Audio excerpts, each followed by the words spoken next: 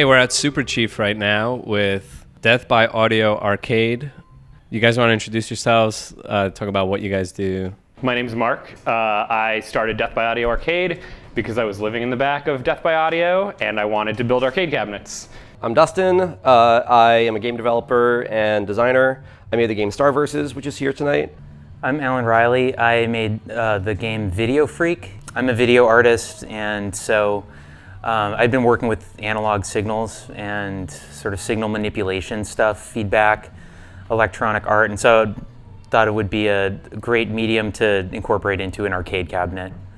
So for people who don't know about Death by Audio, it's starting to become a thing where people don't know what Death by Audio was or is. This person, Oliver Ackerman, who founded Death by Audio, he was building guitar pedals mainly for his friends, and he was doing it out of a warehouse in Brooklyn. They were looking for a new space to build guitar pedals in, and they found a warehouse in Williamsburg. So he got a bunch of friends together, they built a bunch of walls, they built a practice space so their bands could play there. And then after a couple of years, they were like, we should just book shows to pay our rent. Okay, I have this vivid memory of when I first moved in 2008. Jeff the Brotherhood, who is this two-piece band from Nashville, were playing, and they decided to set off fireworks in the space while they were playing. And it was a terrible idea because it's a windowless concrete room, and so the fireworks just started shooting everywhere, and there was smoke filling the room, and people just couldn't breathe, and they were fireworks were just firing every which way. And so I remember everyone just left, and the band was just playing, and I was in the back of the room, and there was 5 people, and it was just filled with smoke, and it was just this really amazing time where I was like, man, that's the best way to clear a room, just set off a bunch of fireworks.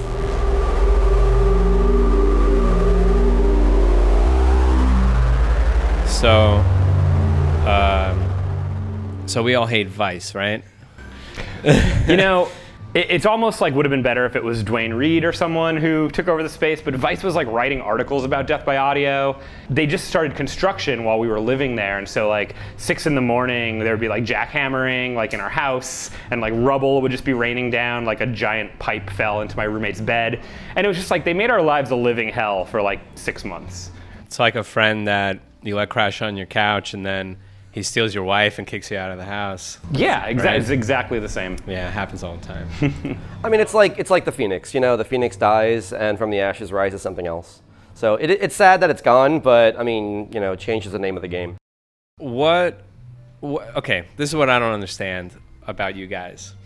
These games travel. Right now they're at Superchief, and before they were at... We've had them we've done an event each month so far this year, and a little more than half of those have had the arcade cabs at them. So they've been at 4 or 5 places just this year alone. Yeah, how did you end up at Superchief? So I actually live pretty close by here, and I've stopped by the space a few times, talked to some of the owners, Ed and Chris, ran into them on the subway a bunch of times, and was talking about oh, I'm running to this thing where I have to go move arcade cabinets around. And he was like, we should talk. And what do you think? Oh, it's great. This is an awesome spot. Right? It's huge, yeah. It's really amazing. Yeah, I mean, you don't see places like this every day, especially in New York. I love a lot about New York, but space is getting harder and harder to find. Just things disappear. Places like Death by Audio are gone forever. So having a huge space that's accommodating like this. Is it gone forever? I mean, my dream is to have an indie arcade bar, right? I want to take all of the things that we're doing and have a space where we can have events like this, every day, right?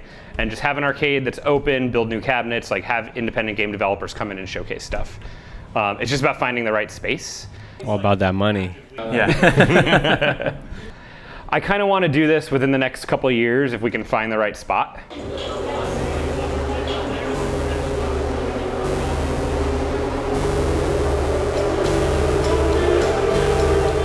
Are you guys involved in music, or are you guys mostly on the gaming side of the Death by Audio family? The games are similar to music in the sense because it's a popular art form, and I guess part of this is a traveling set of games. It has to do with creating this kind of punk environment where there's this participation in creating culture, direct community participation and creating that environment. So it travels around, creates that environment wherever it is. And with that, I guess, like I don't think there's a big distinction between making a video game and making music. Yeah, and I think I came from a music background, right? I was playing in bands in high school and everything, and I think the correlation I saw was going to shows at Death by Audio, and you'd see these bands of like people who were like doing it themselves and like writing their own music, and then I would see the same kind of scene at like the NYU Game Center, and I was like, this exists in the gaming community. It just needs to be like transplanted out of the sterile college and like put into like more of the punk environment that the music's in, right? Right.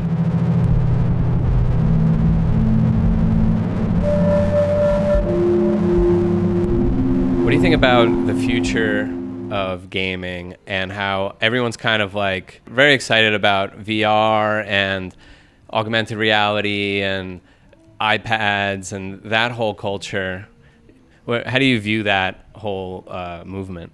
I mean, I could see us making games in all of those formats. It's just another, like VR or augmented reality, these things that you're mentioning are just different display formats or interfaces. So we combine a lot of analog and digital technology in all of this. There's a synthesis of all formats. There's this game, so I keep bringing up VR and everyone's like, no, like everyone pushes back.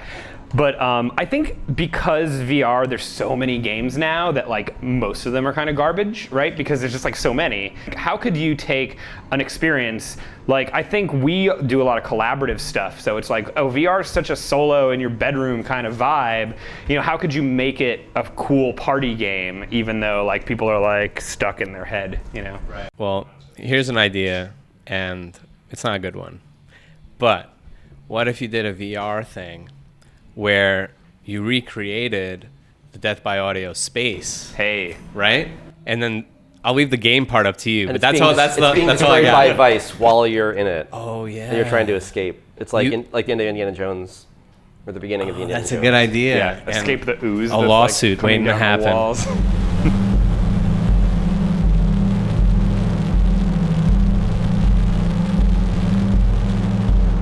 You want to say something about the future? Anything you have going on? And we're doing this event in Harlem on September 8th at this giant parking garage. Qubit, yeah. Q or CU? Qubit. Yeah, so that's coming up. And then we're gonna be in the Lost Horizons Night Market in October, which is like people take box trucks and make art installations in them. And Where is that? The location, TBD. Yeah, location is TBD. It'll be a bunch of box trucks. I love that place, TBD. It's Yeah. a cool spot.